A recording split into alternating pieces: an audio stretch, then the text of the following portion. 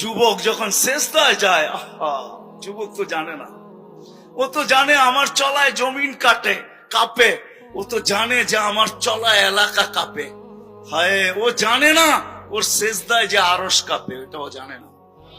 যদি জানতো তো এলাকা কাঁপাইতো না, যদি জানতো তো জমিন কাঁপাইতো না। ও সেজদা দিতে থাকতো আর আরশকে কাঁপাইতে থাকতো। যুবকের সেজদায় আরশ কাঁপে, আরশ। যুবক যখন সেজদায় পড়ে তো আল্লাহ ফেরেশ, নাইলে এই হাদিস কোনোদিন আসতো না। আল্লাহ ফেরেশতাকে বলে, উনজুর ইলা শাব মাযা ইয়াফআল, যুবকের দিকে তাকাতো কি করে, আল্লাহ জানেন।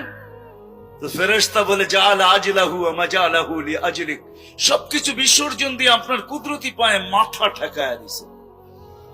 তা আল্লাহ বলে, হাযা আবদি হাক্কা, এ আমার পারফেক্ট বান্দা, ইন্নী উবাহি বিহিল মালাইকা, তোমাদের উপরে আমি একে নিয়ে গৌরব করি।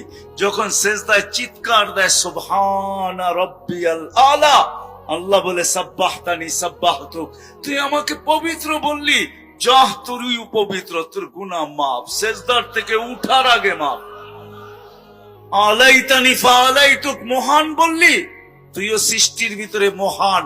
দুনিয়া আলারা তোকে কি দিবে, কিয়ামতের দিন আমি তোকে আরশের নিচে সুপার ডিলাক্স গ্যালারিতে বসাবো। গ্যালারিতে, সুপার ডিলাক্স গ্যালারি বোঝেন? 7 জনের ভিতরে একজন ওই যুবক যে যৌবন আল্লাহর সাথে বিনিময় করে। আল্লাহ বলে তাকে আমি আরশের নিচে গ্যালারিতে বসাবো। সাবআতুন ইয়াযিল্লুহুমুল্লাহু তাহতা দিল্লি। দুনিয়া আলারা তোকে কি দিবে? দুনিয়ালারা অতক্ষণ দিবে যতক্ষণ স্বার্থ আছে।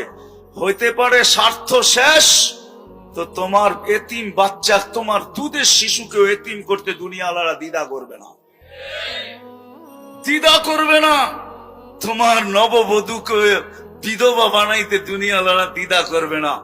অতদিন তুমি চামচ, যতদিন তুমি, বোঝেন? রাগ হয়ে গেলেন? যুবক পায়ে হাত রাখি, মাপ চাই তোমাদের কাছে। অতদিন তুমি দুনিয়া আলাদের কাছে দাম পাবে যতদিন তুমি চামচ হবে, চামচ। আল্লাহ বলে আমার কাছে দাম ভিন্ন। সত্য এটি। এই জন্য আসেন আজকের মজলিস থেকে ওয়াদা করে উঠি,